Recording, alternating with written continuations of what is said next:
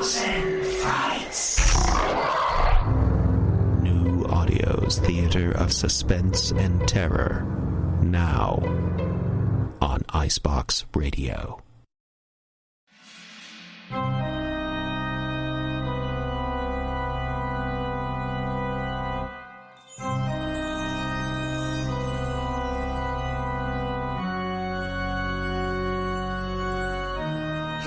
Picture this place, a gray, tapering cylinder welded by iron rods and concrete.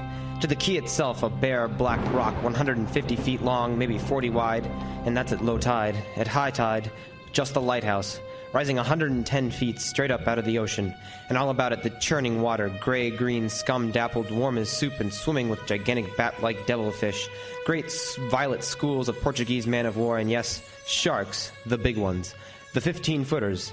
And if this weren't enough, there was a hot, dank, rotten-smelling wind that came at us day and night off the jungle swamps of the mainland.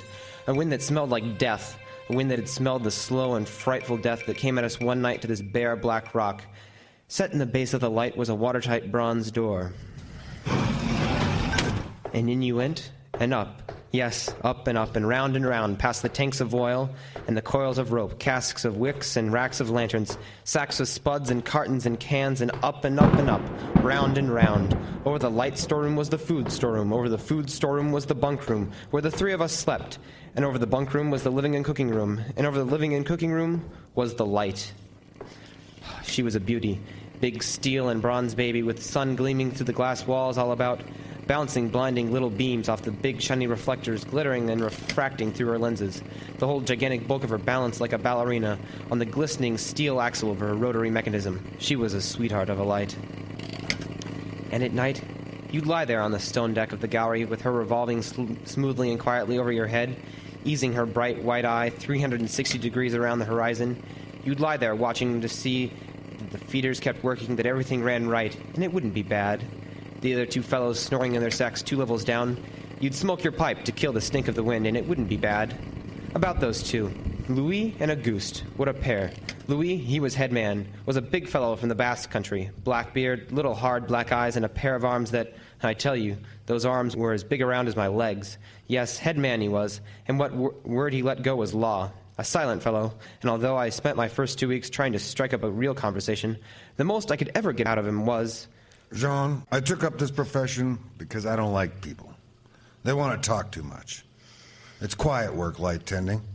Let's keep it that way. You're getting to be as bad as Auguste. I thought maybe for once they'd send somebody who could keep his mouth shut.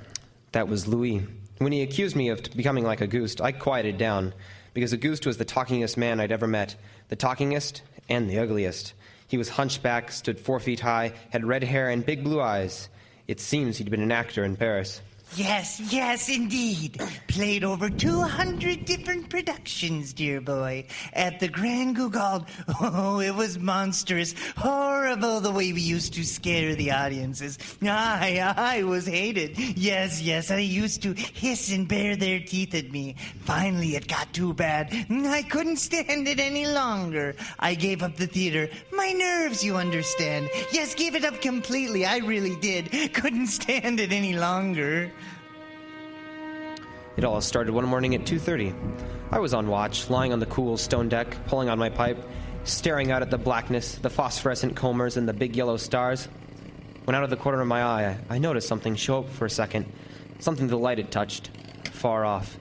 I waited for her to come around again, and when she did, there it was, a three-master, a big one, about half a mile off, coming down out of the north-northwest, coming straight for us. Now, you must understand, our light was where it was for a very good reason. Dangerous submerged reefs surrounded us, and ships kept clear. But this sailing vessel, was coming straight on. I went over to the gallery door and yelled, "Louis! Louis!" Couldn't understand it. I waited for the light to come around again. What is it? Ship, headed for the reef. Coming right up. I had the glasses out now. I couldn't read her name, but I could see her quite plainly. All sails set and the foam creaming away under her bow. Her beautiful lines. A Dutch ship, I guessed her. But why didn't she turn? Every time it passed, our light hit her with the glare of day. Ship? Where? Northwest. The light will touch her in a moment. Can't they see? look at her. She just keeps coming on. Yeah, the squareheads. What is it? What is it? Watch. Northwest. I know what it is. Huh? What? The Dutchman. The Flying Dutchman. We did a play about her once. Oh, what a performance. You ghastly gown. Hag-ridden, curse-ridden. Shut up, will ya? She's luffing. Yes. Sloppy that way to come about. She's derelict, that's it. Derelict? Abandoned. The crew left for some reason or other. But instead of sinking, she's gone on, running before every wind. She'll not run long. Not with these reefs to break her up. Oh, beautiful ship. Now, why would men leave a beautiful ship like that?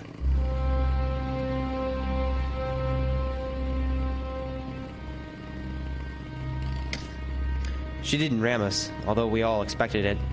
But as we waited for the crash, she luffed again, caught some odd gust, and went about. We watched the rest of those black hours, heeling and rocking, pushed and pulled by every stray wind, every freak current. Watched her until the dawn came, till the sea turned from black to a pearly gray, and on she came again, heading for us. We all had our glasses trained on her now. Auguste, you can kill the light. All right, Chief. She doesn't look so good by daylight. Think she'll ground this time? What? I say, do you think she'll ground this time? Huh. This is impossible. Absolutely impossible. What? Here, take my glasses. They're better than yours. All right. What is it your... I had to focus. And then my breath froze in my throat. The decks were swarming with a dark brown carpet that looked like a gigantic fungus, but undulating. And on the masts and yards and guys and all were hundreds, no thousands, no million... I don't know, an endless, inestimable number of enormous rats. See them? Yes, I see them. Now we know why she's derelict. Yes, now we know. What are you two doing? Here, give me a look. Yes, give him a look. Give him the glasses. Take a good look, chatterbox. Give you something to talk about. She's still heading for us. Yes. If she's going to turn, she better turn soon. Suppose she doesn't. You mean, suppose she piles up on the quay? It is low tide. Yes. Yes, it is. Where's all the conversation, Auguste, huh? Here, want the glasses again? Want another look? No. She's still coming on. Go away! Go away! Turn, will you? Turn, I say. I pray you turn. She's cracking up. Look, the rats! On the water, like a carpet! They're swimming. Sure they're swimming. Those are ship's rats. But they're swimming for the rocks. The door below, it's open! Come on. Down we went, racing down the stone stairs, taking them 3 and 4 at a time. Scared? You bet we were scared. Auguste, you get the windows. Maybe they can climb. We don't know. Right, Chief, but hurry! Hurry! Look. See them? No. Oh, yes I do. Up at the other end of the rock. Look at them. Millions. They smell us. Here they come. Close the door. Can't. It's Here. stuck. Let me. Made it. One got in. Look, there. Get him. He was as big as a tomcat, bigger. His eyes were wild and red. His teeth long and sharp and yellow. He went for us, starved and ravenous, and we fought him. Fought that one rat all over the room. It was, believe me, I do not exaggerate. It was like fighting a panther. Oh, got him. We better go aloft. As we ran up the winding staircase, we passed the tiny windows at the various levels, and at every one was a thick, raving, screaming curtain of brown fur. I was at the head of a Louis, and I dreaded each successive level. Suppose they had found a way in. Look at them! Will you look at them? It's a nightmare. Will you look at them? The air of the gallery was thick and fetid with the stink of them. The light was dim, brown, filtered through the crawling mass that swarmed over the glass all about us. We could not see the sky. Nothing but them. Their red eyes, their claws, their wriggling hairy snouts, their teeth, the rats. They screamed and howled and threw themselves against the glass. They were starving. And we stood very quietly, very, very quietly, in the center of the glass room, under our beautiful light, and we waited.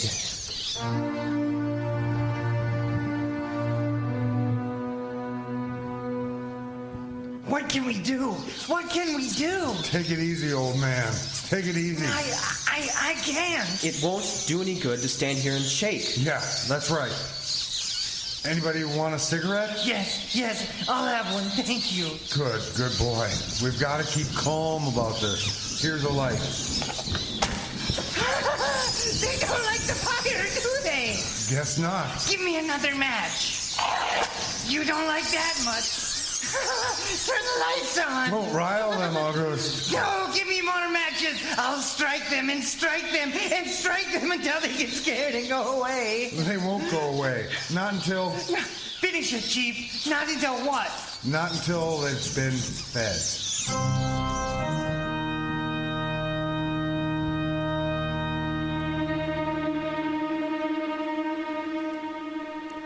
You could only just take so much horror, and then you get used to it. And they were interesting to watch, you know. They couldn't understand the glass, and they could see us, and they could rush at us, but that thin, invisible barrier held them off, stopped them. From time to time, we caught a glimpse of the rocks below.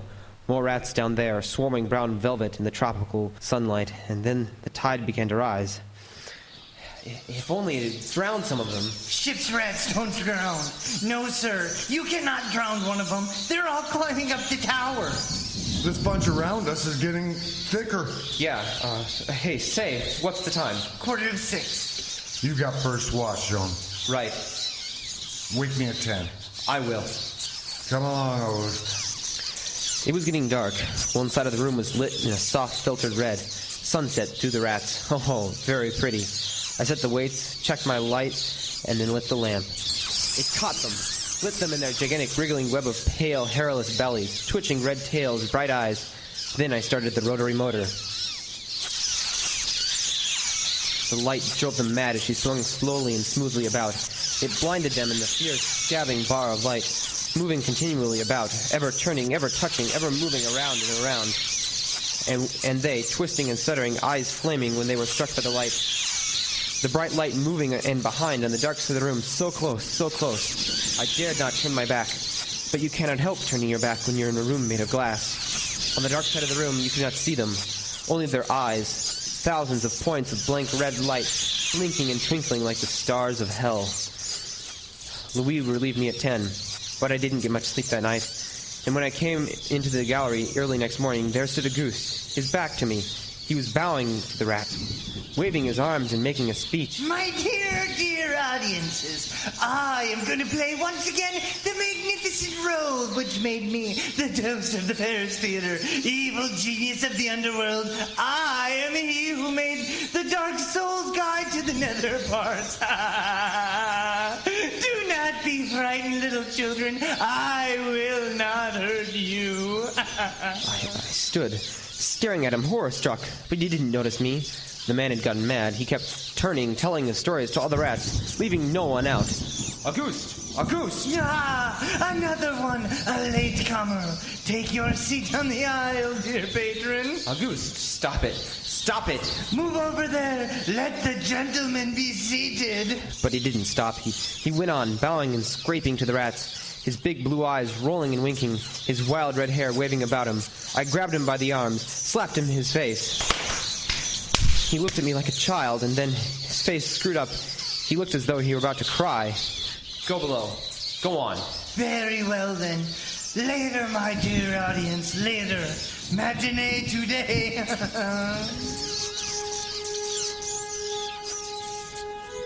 Sure, he was crazy. But I guess we all were. A few hours later, he came back up and caught Louis and me teasing the rats. Yes, sounds horrible, but it was fun. We would get right up against the glass and make faces at them. It drove them crazy. They would scratch away, trying to get at our eyes. Louis was even cuter about it. He'd pull out a piece of bread and press it against the glass. The rats would scramble into a solid ball, biting each other, clustering like grapes. From time to time, a whole knot of them would slip and fall to the 110 feet to the surf below. Look at the sharks. They're eating them. Yes, the sharks are our friend. Here, I'll get another bunch together. You're my beauties. That's it. Pile up, kill one another. There they go. A goose joined in too. Oh, very ingenious a goose. He learned that if he spread eagled himself against the glass, they'd bunch and bundle against his figure. Then he'd leap back. Look! My portrait! In rats!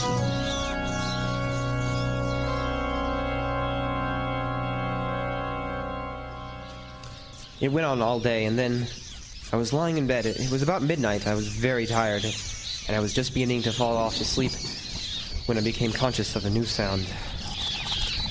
I couldn't figure it at first. I got up, lit the lamp, and went out to the window. Even as I looked at it, I saw one of the panes begin to sag in. They'd eaten the wood away. Louis, come quick! What? What is it? They found a way in. I held the glass with my hand. Now they were all going crazy, and, assured of the success of this maneuver, were all nibbling away at the wood. Louis ran below and then returned with a large sheet of tin. We spread it against the window and hammered it into place. Even as we did so, we felt the heavy bodies thudding against the other side as the window gave way. Oh, that ought to hold. Rats can't eat tin. No, they can't. What was that? I don't know. It came from below. The storeroom window. They're in. They're swarming up the stairs. Drop the trap. Right. Two of them got in. Let's get after them. We didn't have to go after them. They came at us. I leaped to one side and grabbed a marlin spike, swung and smashed one in midair.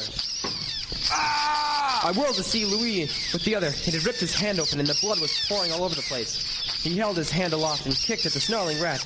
I stepped and swung and got him. Oh, my hand. He got my hand. That's both of them, Louis. I'll get you something to tie that up. What? Look at it. My blood. I'm bleeding. No, don't worry about it, Louis. Here, look, I'll wind this kerchief around it. You'll be okay. Blood. There now, it's not bad, just a flesh. Then came conscious of another new sound. They were gnawing their way through the wooden trapdoor. I watched the wood, fascinated, and even as I did, it began to give way, and a bristling, whiskery nose showed through. Louis, we've got to go up.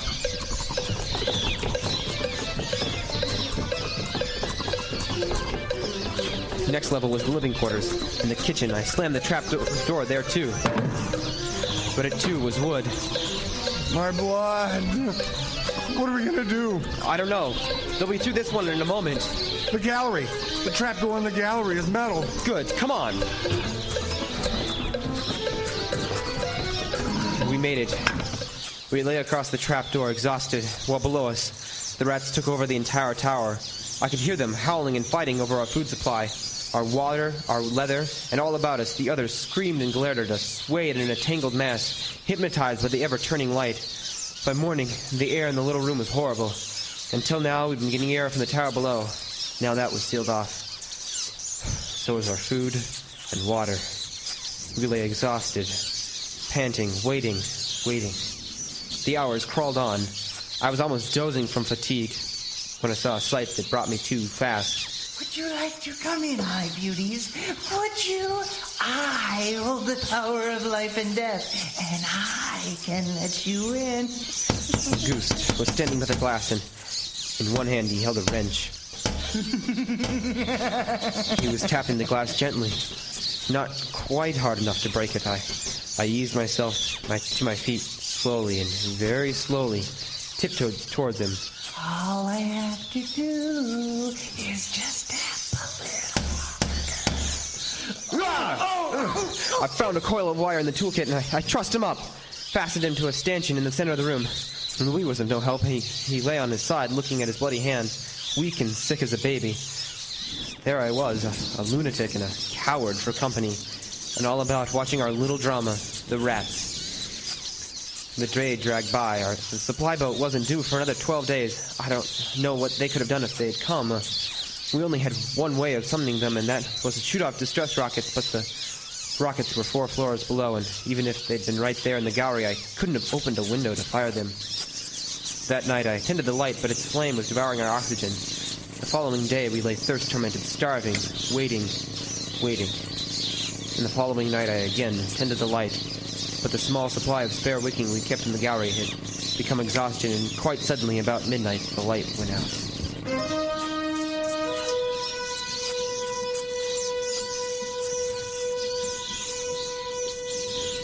Nothing I could do. The wicks were stored 3 floors below. Nothing I could do. Nothing. From time to time, I'd strike a match to see the clock. And when I did, it lit up the million red eyes about us, all about, watching, waiting. Below, it had grown quiet. They'd cleaned us out, and now they too were waiting. All waiting. And then the rats, quite suddenly, were silent. And then I heard it. And I saw the sky and the stars. The rats were gone. I went to the glass. Out there in the water, a small freighter, a banana boat, showing a few lights, came softly and innocently at us. The light was out. They didn't know. I wanted to open the windows to call out to them, to warn them somehow, but I was afraid. What if the rats were hiding from me, tricking me? So I waited. She grounded very softly on a reef not 200 yards from the quay. Grounded so gently that the man playing the cornet, was he a passenger, a crewman, or watch, didn't even stop playing. They tried washing her back off. I could have told them that to save their fuel, the tide was rising, would have floated her free, and I waited. That's all. That's the story. The sun came up and there wasn't a rat on the whole quay. Every last one of that terrible army had left us, gone back to sea on their new ship. Auguste? Insane asylum. He never recovered. Louis? They took him to Cyan, where he died of blood poisoning from his bite. Oh, yes, well, that's the whole of it. And if you'll excuse me now, I must go set my traps. No, mouse traps. No rats in this lighthouse. I should say not.